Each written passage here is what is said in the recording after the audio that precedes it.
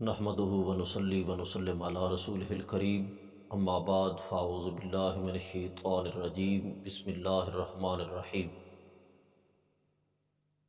الم تر إلى الذين نافقوا يقولون لإخوانهم الذين كفروا وقال الله تبارك وتعالى في مقام آخر انما المؤمنون إخوة صدق اللہ العظیم ان اللہ وملائکتہ یصلون علی النبی یا ایہا الذین آمنوا صلوا علیہ وسلموا تسلیما والصلاة والسلام علیک یا سیدی یا رسول اللہ وعلی آلک واصحابک یا سیدی یا حبیب اللہ۔ حضرات سامعین، آج کی اس مختصر مجلس کے اندر ہم بابائے جمہوریت کے میلے پر ایک مداریہ کی جانب سے کیے جانے والے بکواسات کا رد اور اس کی دوسری قسط پیش کر رہے ہیں۔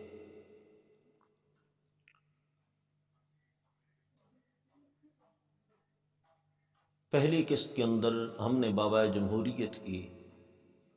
ایک گمراہی پر تبصرہ کیا تھا۔ اس کا عنوان تھا بابائے جمہوریت اعلیٰ حضرت کی عدالت میں، یعنی بابائے جمہوریت نے گمراہوں کو، عیسائیوں کو، بدمذہبوں کو ٹکٹ دیے، اور ہم نے اعلیٰ حضرت کا فتویٰ پیش کیا تھا کہ بدمذہبوں کو، عیسائیوں کو، مرزائیوں کو عہدہ دینا اور مسلمانوں کا سربراہ مقرر کرنا یہ سخت حرام ہے، اور اعلیٰ حضرت سرکار نے فرمایا جو بدمذہبوں کو عہدہ دے گا، مسلمانوں کا حاکم مقرر کرے گا، تو فرمایا وَمَن لَّمْ يَحْكُم بِمَا أَنزَلَ اللَّهُ فَأُولَٰئِكَ هُمُ الْكَافِرُونَ وَمَن لَّمْ يَحْكُم بِمَا أَنزَلَ اللَّهُ فَأُولَٰئِكَ هُمُ الظَّالِمُونَ وَمَن لَّمْ يَحْكُم بِمَا أَنزَلَ اللَّهُ فَأُولَٰئِكَ هُمُ الْفَاسِقُونَ کا مصداق بنے گا۔ یہ ہم نے پہلی قسط کے اندر پیش کیا تھا، اور آج کی اس دوسری قسط کے اندر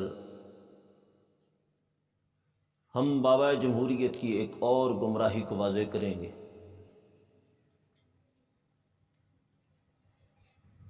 اور اس کا عنوان ہے بابائے جمہوریت اعلیٰ حضرت کے فتوے کے مطابق مسلمان ہیں یا کافر۔ میں فیصلہ نہیں سناؤں گا، بس بابائے جمہوریت کی گمراہی سناؤں گا، اور اس کا یہ کفر صریح دکھاؤں گا، اور دکھانے کے بعد پھر اعلیٰ حضرت سرکار کا فتویٰ سنا دوں گا، اور آپ خود سمجھ جائیں گے کہ اس شخص کے متعلق امام اہل سنت رضی اللہ تعالی عنہ کیا فرما رہے ہیں۔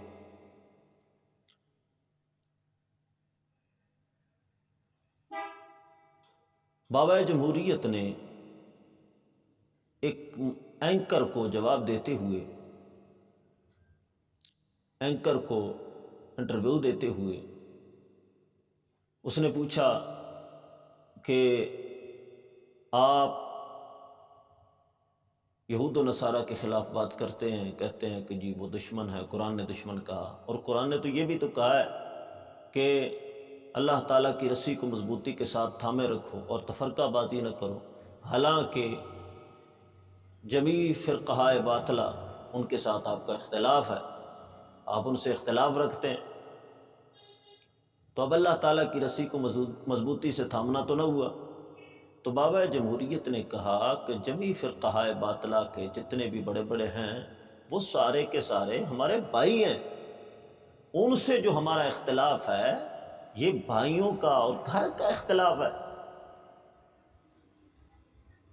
اور یہ اختلاف وہ نہیں ہے جو بیت المقدس کی راہ میں رکاوٹ بنے۔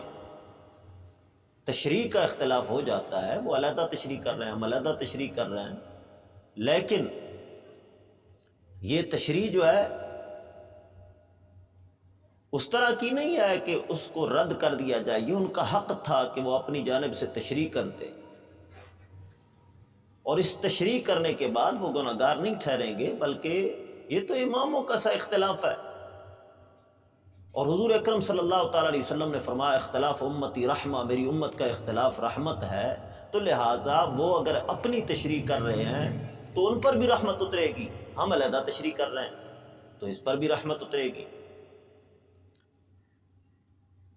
یہ کلپ بھی ہم پیش کریں گے اور اس پر تبصرہ بھی کریں گے،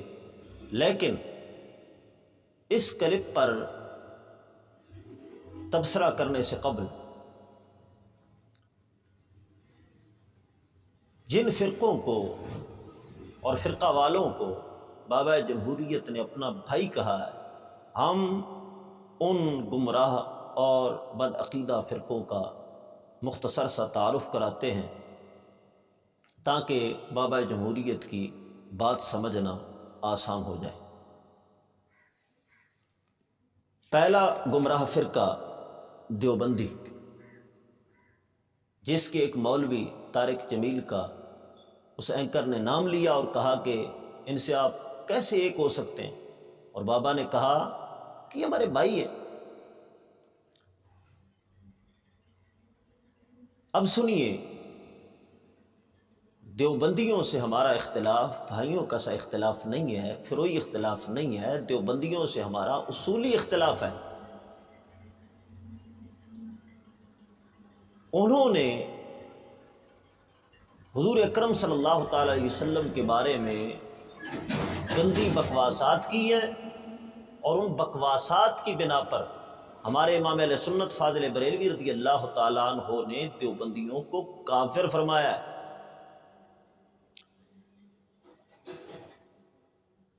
حسام الحرمین، فتاوی الحرمین اور تمہید الایمان، یہ کتابیں آپ دیکھ سکتے ہیں۔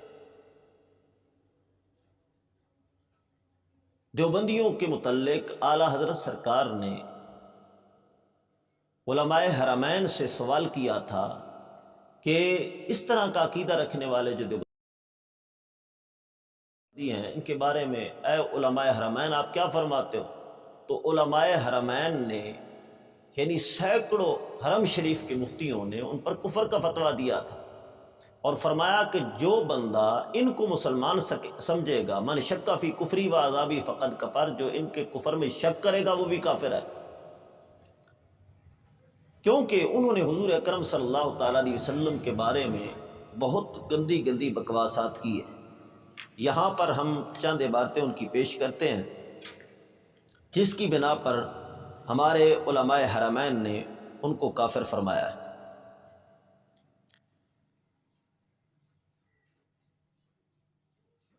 پہلا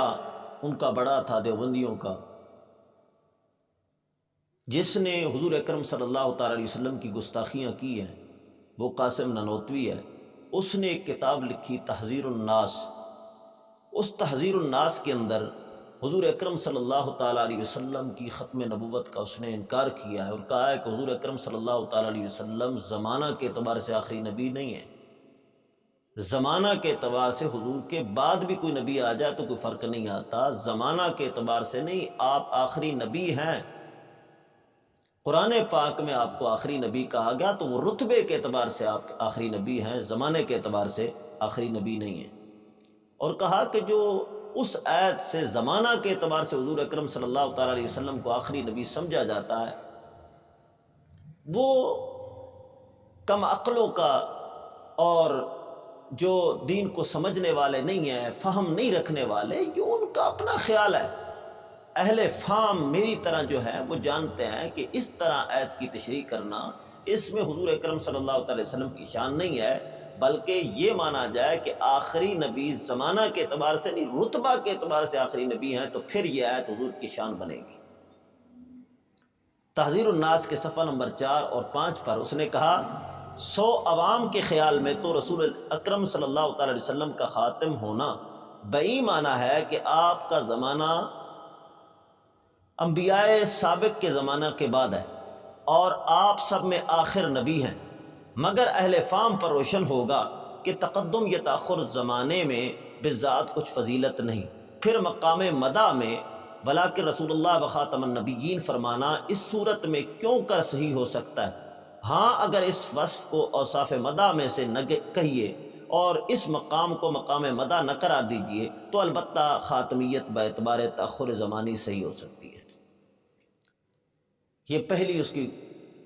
گمراہی اور کفر صریح ہے کہ وہ کہتا ہے کہ حضور کو آخری نبی، چونکہ یہ آیت ولاکن رسول اللہ وخاتم النبیین جو آیت ہے یہ حضور کی مدح میں آئی ہے، اور اس کو یہ کہنا کہ حضور آخری نبی ہے زمانہ کے اعتبار سے، تو پھر تو حضور کی مدح رہے گی نہیں۔ اور اگر حضور کی مدح رکھنا چاہتے ہو اس کے اندر تو اسی صورت میں ہوگی کہ حضور کو زمانہ کے اعتبار سے آخری نبی نہ مانا جائے بلکہ رتبہ کے اعتبار سے آخری نبی مانا جائے۔ اور پھر آگے چل کر اس نے یہ کہا کہ حضور کے بعد اگر کوئی نبی آ بھی جائے تو چونکہ آپ زمانہ کے اعتبار سے آخری نبی ہیں ہی نہیں، رتبہ کے اعتبار سے آخری نبی ہیں، لہٰذا حضور کے بعد اگر کوئی نبی آ بھی جائے تو حضور اکرم صلی اللہ تعالیٰ علیہ وسلم کی ختم نبوت میں فرق نہیں آتا۔ اس نے کہا بلکہ اگر بالفرض آپ کے زمانہ میں بھی کہیں اور کوئی نبی ہو، جب بھی آپ کا خاتم ہونا بدستور باقی رہتا ہے۔ اس طرح کی مختلف مقام پر اس نے ختم نبوت کی وضاحت کی ہے اور کہا ہے کہ حضور اکرم صلی اللہ تعالیٰ علیہ وسلم زمانہ کے اعتبار سے آخری نبی نہیں ہیں بلکہ رتبہ کے اعتبار سے آخری نبی ہیں۔ اور دوسرا دیوبندیوں کا بڑا ہے اشرف علی تھانوی، جس کو ہم اشرف علی کہتے ہیں۔ اس نے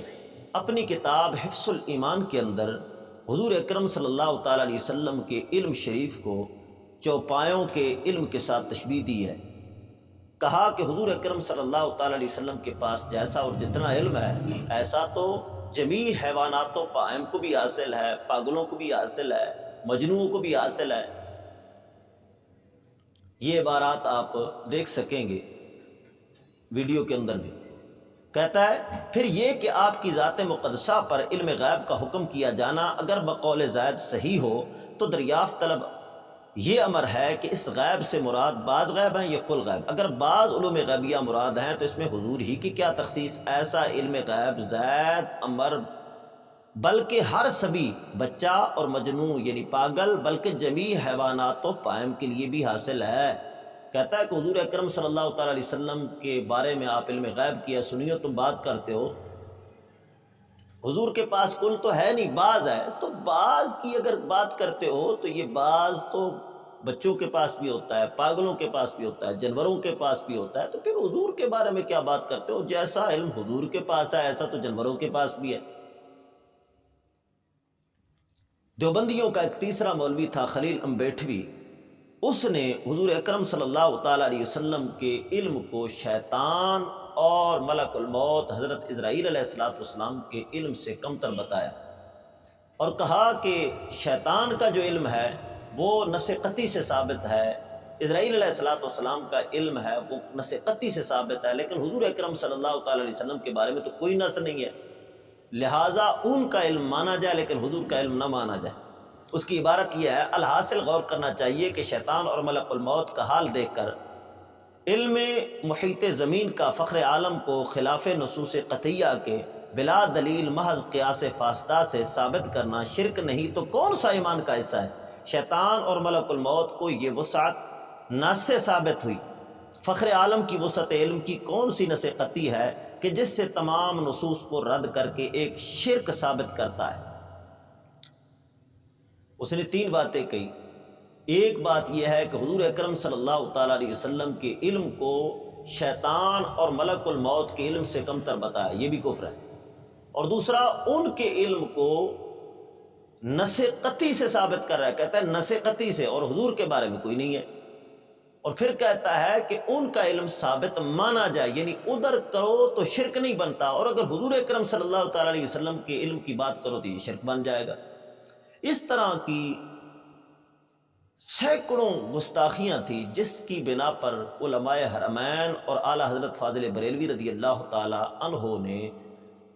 دیوبندیوں پر کفر کا فتویٰ لگایا تھا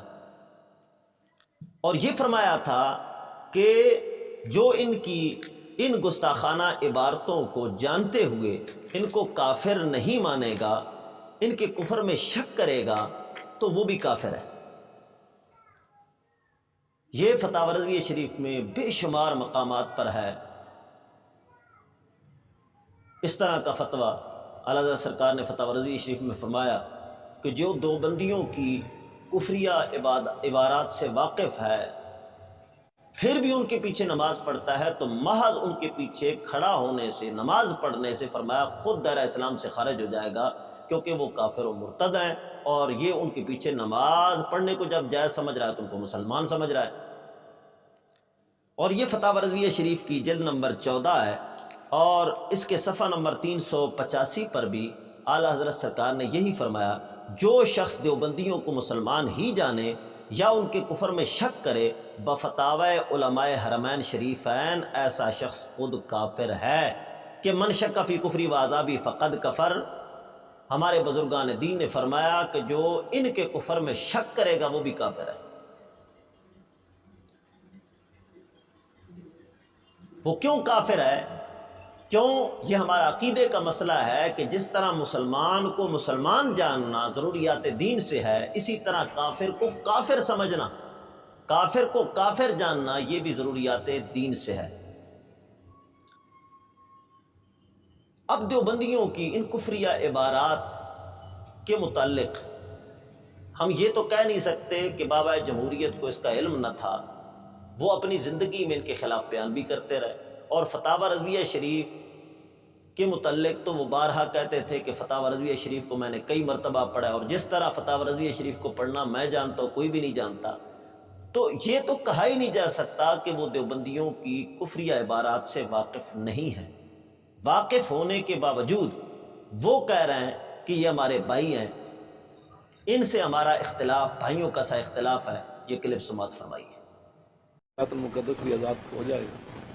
بالکل آپ نے درست کہا، اللہ تعالیٰ فرماتا ہے کہ یہود و نصارہ کو دوست مت بناؤ، مگر اللہ تعالیٰ فرماتا ہے کہ اللہ کی رسی کو مضبوطی سے تھامے رکھو اور تفرقے میں مت پڑو۔ ہم مسلمان آپس میں فرقوں سے نکل کر ایک دوسرے کے دوست اور بھائی حقیقی طور پر کیسے بن سکتے ہیں؟ آپ مولانا طارق جمیل صاحب اور جتنے بھی، ان کا تو میں نے نام لے لیا، جتنے بھی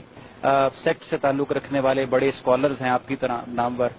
وہ کیسے ہم آہنگی پیدا کر سکتے ہیں اور ایک ہو سکتے ہیں؟ بتایا نا، نقد نبوت کے مسئلے میں ہماری کسی نے مخالفت کی ہے؟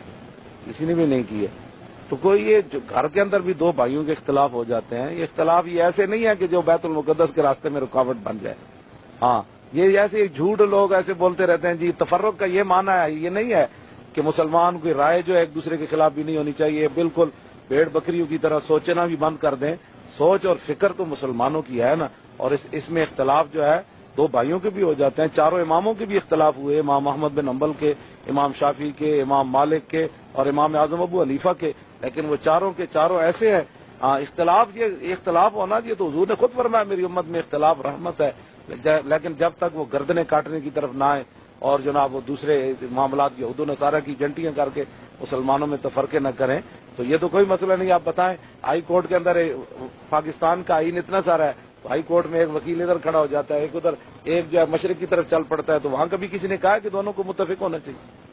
تشریح میں تو اختلاف ہو جاتا ہے نا، تو یہ کیسے ہو سکتا ہے کہ مولوی خادم ایک تشریح کرے تو اس کے ساتھ ہی ساری دنیا متفق ہو جائے؟ ان کی تشریح جدا ہو سکتی ہے، جس طرح آئین کی تشریح کرتے ہوئے کبھی کسی نے کہا کہ سارے وکیلوں کو ایسے ہو جانا چاہیے؟ تو پھر یہ کیا بات ہوئی کہ سارے قرآن پڑھنے والوں کی رائے ایک ہی ہونی چاہیے؟ رائے کا اختلاف تو ہونا چاہیے، اس میں کیا مسئلہ ہے؟ اس میں تو رحمت ہے۔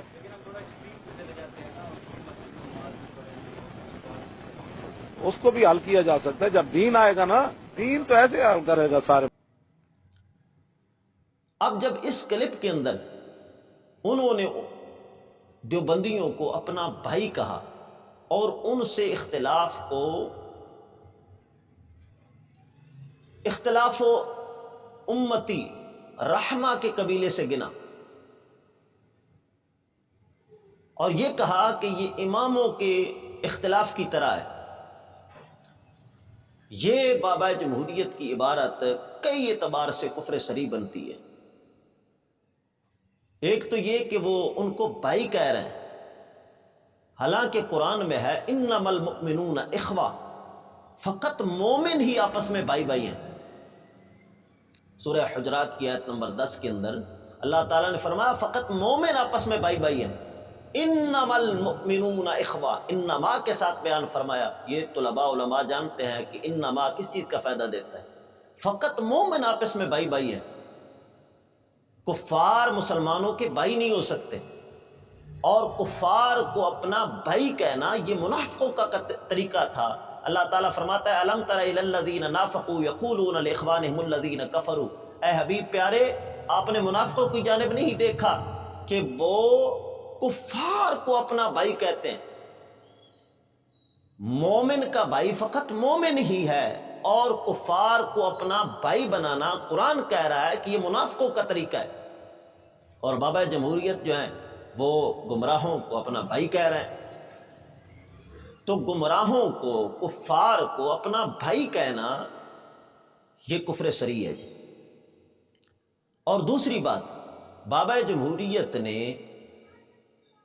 دیوبندیوں سے جو ہمارا اصولی اختلاف تھا، اس اصولی اختلاف کو بھائیوں کا سا اختلاف کہا ہے اور فروعی اختلاف گنا ہے، جبکہ یہ فروعی اختلاف نہیں ہے، یہ اصولی اختلاف ہے۔ اور اس نے کہا کہ یہ اماموں کے اختلاف کی طرح ہے، جس طرح اس نے نام گنے ہیں امام شافعی، امام مالک، امام احمد بن حنبل، امام اعظم ابو حنیفہ، جس طرح آپس میں وہ اختلاف کرتے تھے اور اس اختلاف کی وجہ سے تفرقہ نہیں بنتا تھا، اسی طرح یہ دیوبندی وغیرہ جو ہیں ہمارے سے اختلاف کرتے ہیں تو یہ تفرقہ بازی نہیں بنے گی، بلکہ یہ اماموں کے اختلاف کی طرح ہے۔ تو میں پوچھوں گا کہ امام شافعی اگر امام اعظم ابو حنیفہ سے اختلاف کریں، اگر وہ درست ہیں، وہ صواب پر ہیں، تو حدیث مبارکہ کے مطابق ان کو 2 نیکیاں ملیں گی۔ حدیث مبارکہ میں ہے کہ مجتہد اگر درستگی کو پہنچتا ہے تو اس کو 2 نیکیاں ملتی ہیں، اور اگر مجتہد خطا کرے تو پھر بھی اس کو گناہ نہیں ملتا، الٹا ثواب ملتا ہے، 1 نیکی ملتی ہے۔ تو میں پوچھتا ہوں کہ آپ اگر ان دیوبندیوں وغیرہ کے اختلاف کو اماموں کے اختلاف کی طرح کہتے ہیں تو پھر یہ مطلب ہے کہ یہ حضور اکرم صلی اللہ تعالیٰ علیہ وسلم کے علم کی تشریح کرتے ہوئے چوپایوں اور جانوروں کے علم سے کم تر کہیں اور اس طرح تشریح کریں، تو کیا یہ درستگی پر ہیں آپ کے نزدیک تو 2 نیکیاں پائیں، اگر غلطی پر ہیں تو پھر بھی نیکی پائیں گے؟ بتائیے اس طرح تشریح کرنے پر ان پر کفر کا حکم لگے گا، یہ نیکی پائیں گے؟ اور آپ نے کہا کہ یہ تشریح کا حق ہے، کیا کسی کو حق ہے؟ یعنی کلمہ پڑھنے کے بعد کسی کو حق ہے کہ حضور اکرم صلی اللہ تعالیٰ علیہ وسلم کے علم کے بارے میں اس طرح بکواسات کرے؟ اور آپ کہہ رہے ہیں کہ یہ اماموں کے اختلاف کی طرح ہے، یعنی کیا مطلب؟ اس کو کم از کم 1 نیکی ملے گی۔ اعلیٰ حضرت سرکار تو فرماتے ہیں جو ان کے کفر میں شک کرے گا وہ بھی کافر ہو جائے گا، اور آپ کہتے ہیں کہ نہیں جی ان کو 1 نیکی ملے گی۔ اور کہا کہ اختلاف امتی رحمہ، حضور نے فرمایا تھا میری امت کا اختلاف رحمت ہے، تو لہذا یہ اختلاف کر رہے ہیں ان پر رحمت ہوگی۔ بتائیے جو حضور اکرم صلی اللہ تعالیٰ علیہ وسلم کے علم کے بارے میں اس طرح بکواس کرے گا اس پر رحمت نازل ہوگی یا لعنت نازل ہوگی؟ خیر، اعلیٰ حضرت سرکار کے اس فتوے کے مطابق بابا جمہوریت کیا بنتے ہیں یہ آپ خود سمجھ چکے ہوں گے، اور میں تمام تحریک لبیک اور تحریک لبیک سے محبت الفت رکھنے والے تمام خطباء، مقررین، اور اگر ان میں بظاہر کوئی علم کے مدعی ہیں، ان سب سے مطالبہ کرتا ہوں کہ فتاوی رضویہ شریف کو سامنے رکھیے اور بابا جمہوریت اس گمراہی کو سامنے رکھیے اور فرمائیے کہ کیا حکم بنتا ہے بابا جمہوریت کے متعلق۔ یہ کہنا کہ چشتی صاحب نے کہا ہے کہ میں جنازہ نہیں پڑھتا تو وہ گستاخ بن گیا، وہ ایسا ہے کہ وہ سنیت سے خارج ہو گیا ہے، بتائیے ایسے شخص کا جنازہ پڑھنے کے متعلق آپ کیا کہتے ہیں؟ پوچھیے اعلیٰ حضرت سرکار کیا فرماتے تھے۔ یہ تھا ایک فرقہ، اور دوسرا فرقہ اہل تشیع کا ہے، یہ تو سب کے بارے میں کہتا ہے نا، وہ سارے ہمارے بھائی ہیں۔ اعلیٰ حضرت سرکار نے فتاوی رضویہ شریف کی جلد نمبر 14 صفحہ نمبر 259 پر اہل تشیع کے بہت سارے کفریات گنوائے ہیں، فرمایا اس کی بنا پر وہ کافر بنتے ہیں، لیکن فرمایا 2 کفر ایسے ہیں کہ ہر شیعہ، ہر رافضی اس کفر کا مرتکب ہے۔ پہلا کفر قرآن کو ناقص جاننا، کوئی شیعہ بھی کائنات میں ایسا نہ ہوا ہے نہ ہے، یعنی شیعہ سے مراد میں رافضی لے رہا ہوں، کوئی رافضی بھی آج تک ایسا نہیں ہوا جو قرآن کو کامل مانے۔ ہر شیعہ قرآن کو ناقص کہتا ہے کہ اس کے اندر بڑھا دیا گیا یا اس سے کمی کی گئی۔ اور دوسرا کفر یہ ہے کہ وہ آل بیت کے افراد کو انبیاء سے افضل جانتے ہیں، اور یہ ہمارا عقیدہ ہے کہ جو غیر نبی کو نبی سے افضل جانے وہ کافر ہے۔ تو امام اہل سنت سرکار نے فرمایا کہ یہ اہل تشیع جو ہیں، رافضی جو ہیں، یہ اپنے ان کفریات کی بنا پر کافر ہیں، اور جو ان کے کفر میں شک کرے گا وہ بھی کافر ہے۔ اور بابا جمہوریت جو ہیں وہ کہتے ہیں کہ یہ ہمارے بھائی ہیں، ہمارا ان کے ساتھ اختلاف گھر کا اختلاف ہے اور اماموں کے اختلاف کی طرح ہے، اور اختلاف و امتی رحمہ کے قبیلے سے ہے۔ لیکن میں نے فتاوی رضویہ شریف پیش کر دیا کہ جو ان کے متعلق اس طرح کی بات کہے وہ مسلمان نہیں ہے، بلکہ خود انہی کے ساتھ کا ہے۔ یہ فتاوی